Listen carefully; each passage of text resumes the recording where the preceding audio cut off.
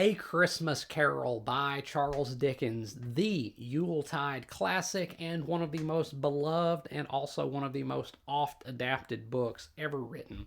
So it is the Christmas season, and so I had to do a little honorary reading, and I read A Christmas Carol every year around Christmas, and so here we are. Now, A Christmas Carol is a book which is so well known, so ubiquitous, that I feel fairly certain that everyone out there watching this will likely be familiar with the story that it tells. But you know me, I like to be thorough on here with these reviews, and so for the sake of thoroughness, I will, though it is likely entirely needless, summarize the plot of A Christmas Carol. So, set sometime in the mid 1800s in London, A Christmas Carol tells the story of Ebeneezer Scrooge, a stingy old prick who hates Christmas and lives solely to make money.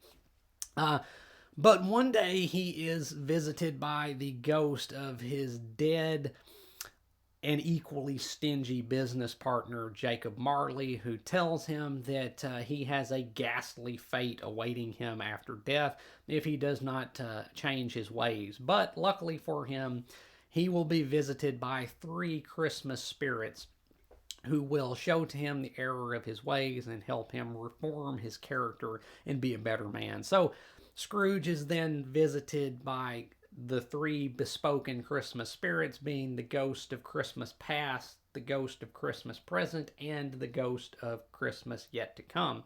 The first of which takes him on a tour through the Christmas times of his past and shows to him how he went from warm-hearted youth to eventual avaricious miser, and how he basically sacrificed it all for the almighty dollar and alienated himself from pretty much everyone, and how his character went awry.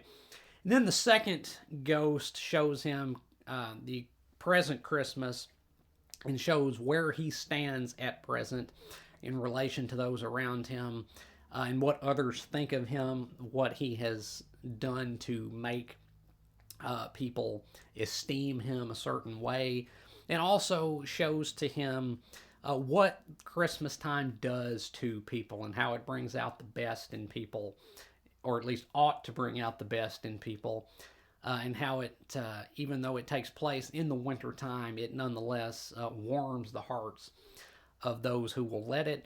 And then the third Christmas spirit shows to Scrooge the bleak, depressing future which is his if he does not mend his ways.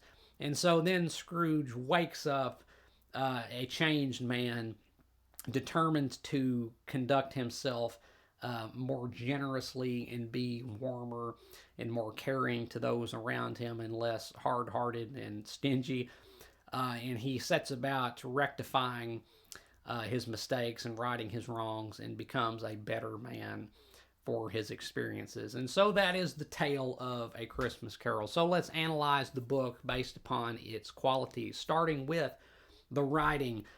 This book is phenomenally written, and it is very well written because of the way in which Charles Dickens tells this story. So it is narrated in a way which makes it so that the author, that is Charles Dickens, is like telling you this tale. It's not like third person omniscient. It is omniscient, but it's like first person omniscient, where the author is the narrator.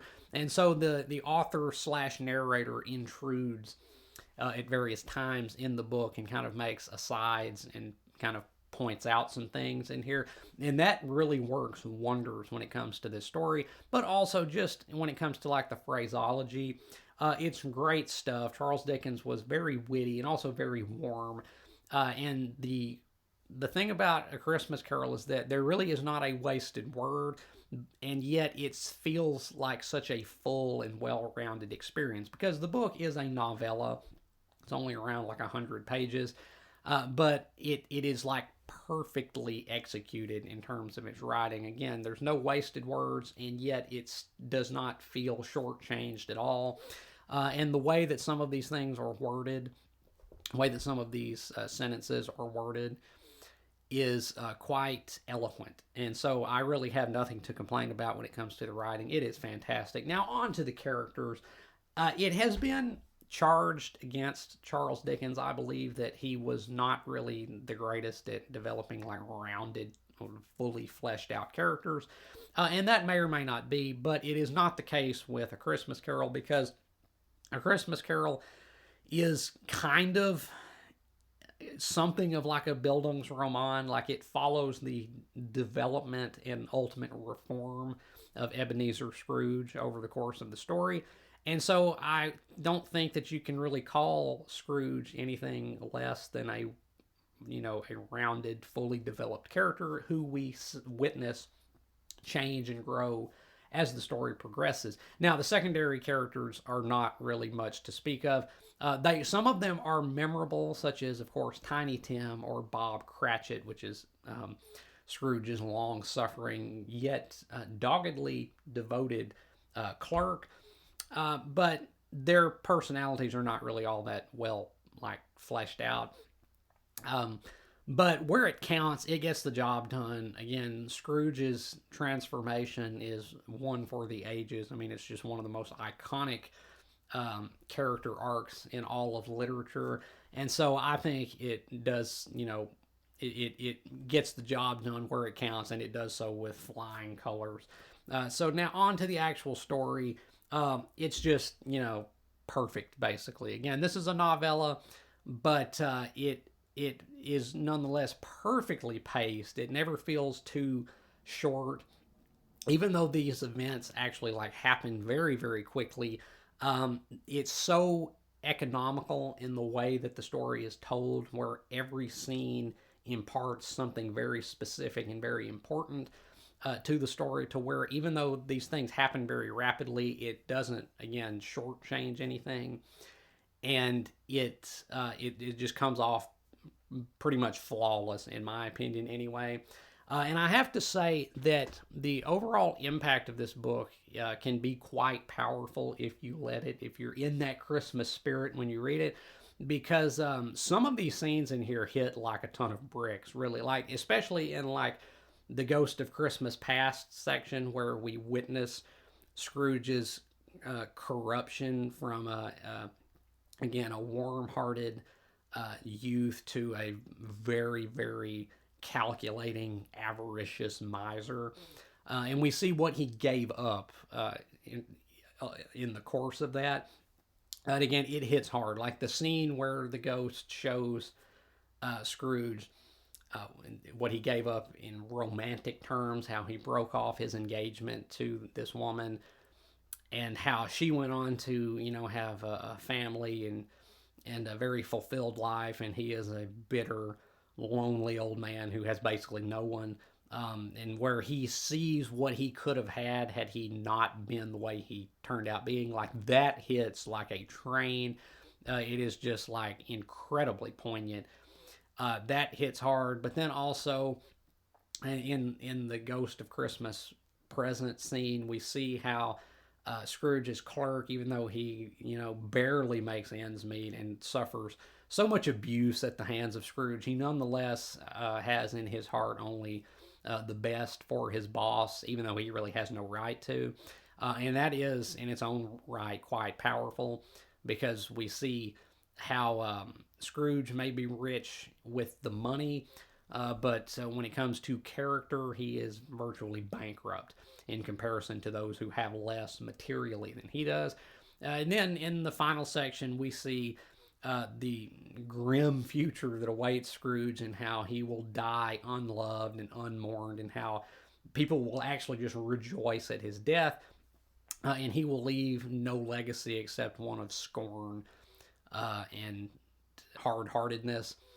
And again, it hits hard, and it's all the more rewarding whenever we see Scrooge break down and confess that he is not the man that he once was, and that he will be better than he has been, it's just incredibly powerful stuff. And, you know, another thing about Charles Dickens is that the criticism could be leveled that his books are very maudlin, very like overly sentimental, kind of sappy, you might say. And again, that may be in some of his other books, but that is not the case with Christmas Carol. This book is earnest. It's not sappy. It's like genuine. It's genuinely poignant and affecting. It's not laying it on overly thick. It's just a very moving story with very powerful story, very well told. And the overall product is, in my opinion, virtually flawless. That is why to rate A Christmas Carol, I can only give this book the highest of honors and rate it a full, unqualified A plus. That is how good I think A Christmas Carol is. It is one of the rarest of rarities, and that is a truly perfect book, a book of which I would not change one word. It is, again, in my opinion, truly perfect and unimpeachable. So, A Christmas Carol by Charles Dickens. Have you read the book? If you have, let me know down in the comments what you thought about it, whether you have agreed or disagreed with anything I've said about it here today. And if you haven't read A Christmas Carol, read it. I mean, it's just an all-time classic, and deservedly so. And it won't take you that much time either. But also let me know what your favorite adaptation of the book is, because there have been a lot, and I'm sure there will be a lot yet to come. So let me know what your favorite of the adaptations is, and Merry Christmas to all. And as Tiny Tim says in the book, God bless us everyone.